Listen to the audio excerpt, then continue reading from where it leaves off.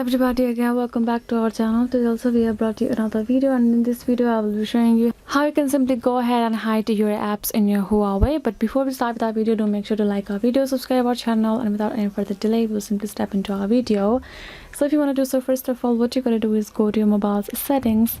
Then you will find this option called home screen and wallpaper, right? Go ahead, tap on it, and then you will be able to this kind of interface where you can say this home screen settings and home screen style. Go ahead, tap on this home screen style, and now you can see if you have this turned on, which is at this standard, apparently you will have all of your apps like that, right? So if you go to back to your settings, and if you turn this up, tap on this OK option, then you will, then as you can see, your maximum apps are now going. The apps will only come up when you do that. So maximum apps that are over here are, you can actually adjust them according to your need. If you want them in your drawer, go ahead, make it like that, or you can have the system apps over here. So in Huawei, this is the only way you can do it. So guys, this is it. I hope this video was helpful, and thank you so much for watching. I'll see you guys next time.